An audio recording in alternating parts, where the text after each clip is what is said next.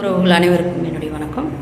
முக்கியமான விஷயத்தை இப்போ இன்றைக்கி ஷேர் பண்ணலாம் அப்படின்னு ஒரு இதில் இருக்கேன். நான் என்னன்னு கேட்டிங்கன்னா, இப்போ ஒரு 2 செகண்டு என்ன சொல்கிறது, பேசலாமா வேண்டாமான்னு யோசனைக்கு அப்புறமா ரொம்ப இது பண்ணிட்டு தான் சிலர் பேசுகிறத ரொம்ப சங்கடமாகவும் தான் நான் பேசுகிறேன். நான் இப்போது நீங்கள் வாண்டடாக போய் ஒருத்தரை கொலை பண்ணணும்னு நீங்கள் நினைப்பீங்களா? நினைக்க மாட்டீங்க. ஏன் அப்படி கேட்குறேன்னு நினைக்காதீங்க. இப்போ அந்த மாதிரி தான் திவாகர் அப்படிங்கிறவரை பற்றி, வாட்டர்மெலன் நடிப்பு அரக்கன் திவாகர், சரி, அவங்கள பற்றி நம்மளுக்கு அவ்வளோ எனக்கு எப்படி வந்தான் ஏன் வந்தாங்கிறதெல்லாம் நம்மளுக்கு தெரியாது. பட் அவரை பற்றி தொடர்ந்து நிறைய பேர் விமர்சனம் பண்ணுறாங்க, நிறைய பேர் பேசுகிறாங்க. நான் ஒன்றே ஒன்று மட்டும் சொல்கிறேங்க, பெரிய பெரிய விஷயங்களெல்லாம் நான் கலந்துக்கவும் விரும்பல. அதை பற்றி நான் பேசுகிறதும், ஏன்னா நம்ம தெரியாத விஷயத்தில் கால் பதிக்கிறது நல்லதில்லை. அதை பற்றி தெரிஞ்சுக்கிட்டு ஒரு விஷயம் பண்ணலாம். ஆனால் நான் ஒன்றே ஒன்று மட்டும் சொல்கிறேன். சாந்தனு பேசுனது, அப்புறம் இவர் கங்கை அமரனுடைய மகன் டைரக்டர் சார் அவங்கள பேசுனது, இப்போ இது எல்லாமே நான் கேட்டுட்டு தான் வரேன். கேட்கும்போது ரொம்ப காண்டாகுது, ரொம்ப கோபம் வருது. என்ன சொல்கிறது, சாந்தனுவெல்லாம் பேசுகிறக்கு இவனுக்கெல்லாம் என்ன ரைட்ஸ் இருக்குது அப்படின்னு கேட்குற அளவுக்கு கோபம் வருது. ஆனால் இன்னொன்று யோசனை பண்ணிக்கோங்க, அவர் ஒரு நல்ல கேரக்டரை நீங்கள் எத்தனையோ பேர்த்த ஜென்யூலாக எல்லாத்தையும் பார்த்துருப்பீங்க இல்லையா?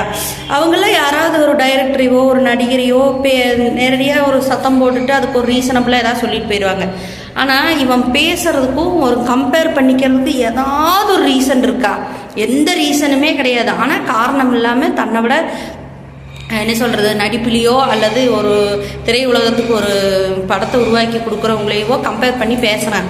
என்னை பொறுத்த வரைக்கும் அவர் ஒரு நோயாளி.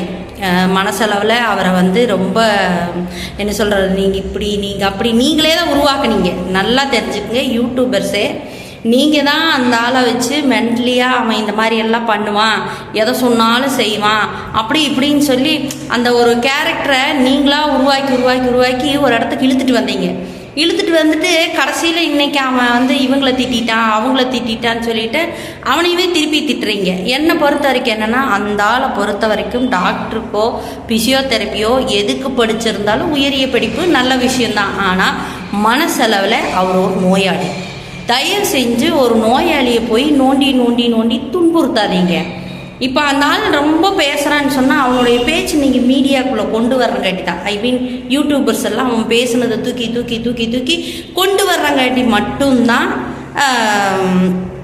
அந்த ஆளுடைய பேச்சு நடவடிக்கை இது எல்லாம் பப்ளிக் ஆகி அப்புறம் ஒவ்வொருத்தராக ரசிகர்கள் அவங்க இவங்கன்னு வேணும்னே நீங்கள் தூண்டி விடுறீங்க.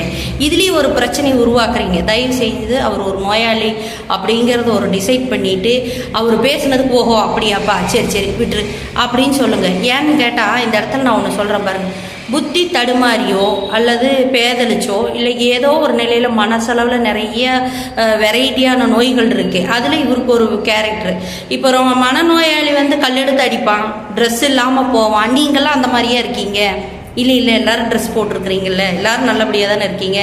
என்னை பொறுத்த வரைக்கும் இவர் முழுக்க ஒரு மனசளவில் ஏதோ ஒரு நோயால் பாதிக்கப்பட்டவர், சரியா? அதனால் தன்னை பெரிய இதுன்னு நினச்சிக்கிட்டு ரொம்ப பேசுகிறாரு. இவர் பேசுகிறத முதல்ல யூடியூபுக்கு பெரிய பதிலெல்லாம் சொல்லணும்னு சொல்லி போட்டு அவன் பேசுனது திருப்பி போட்டு இருக்கிறவங்களெல்லாம் டென்ஷன் பண்ணுற மாதிரி திருப்பி அவனை குறை சொல்லிகிட்டே இருக்காதீங்க.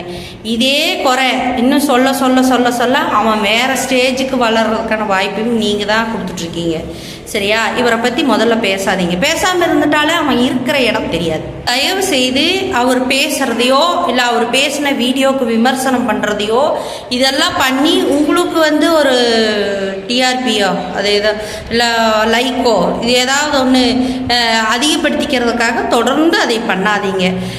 இதுவும் கூட ஒரு வகையில் என்ன சொல்கிறது, கொலை குற்றத்துக்கு சமந்தான். ஏன்னா அவன் மனநலத்தில் பாதிக்கப்பட்டவன். பொதுவாக மனநலம் பாதிக்கப்பட்டவங்க எந்த குற்றம் செய்தாலும் சட்டமே அதை அங்கீகரிக்காது. அவனை நிரபராதின்னு சொல்லி தான் வெளியில் விடும். தயவு செய்து ஒரு சின்ன கல்லை ஒரு அல்பமாக அப்படி தூக்கி ஓரமாக வீசக்கூடிய ஒரு விஷயத்தை நீங்கள் மலையளவு எடுத்துக்கிட்டு வராதீங்க தயவு செய்து. அப்போ இவன் சில பேர்த்துக்கு என்ன தோணிருன்னா, ஓ இந்த மாதிரிலாம் க்ரியேட் பண்ணாக்கா நம்மளும் இந்த மாதிரி விமர்சனம் பண்ணுவாங்க அப்படின்னு சொல்லி இன்னும் நிறைய லூஸுக்கு கிளம்ப ஆரம்பிச்சிடும். அதாவது என்ன சொல்கிறது, நம்மளே சில நேரங்களில் லூஸ் வேலையெல்லாம் பார்க்குறோம், சரிங்களா? அந்த மாதிரி ஒருத்தனை வேணும்னே கிளறி விடாதீங்க. இப்போதைக்கு அந்த ஆளை பற்றி பேசாமல் அவன் இருக்கிற இடத்த பற்றி ஒரு வீடியோ போடவோ இல்லை அதை சின்ன சின்ன வார்த்தைக்கு பேசலான்னு போடவோ அதுக்கெல்லாம் எந்த ரெஸ்பான்ஸ் பண்ணாதீங்க.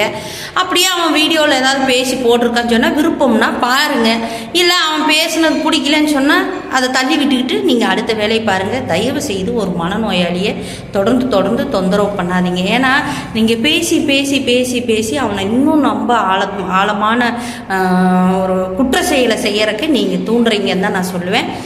தயவு செய்து எல்லோரும் இதை புரிஞ்சுக்கிட்டு எல்லாருமே திவாகரோட வீடியோ நீங்கள் போட்டிங்கனாலும் கூடி சரி சார் நீங்கள் பெரிய ஆள் தான், நீங்கள் பெரியவங்க தான், அதை நாங்கள்லாம் புரிஞ்சுக்கிட்டோம், அதனால் ஓகே அப்படின்னு விட்டுருங்க.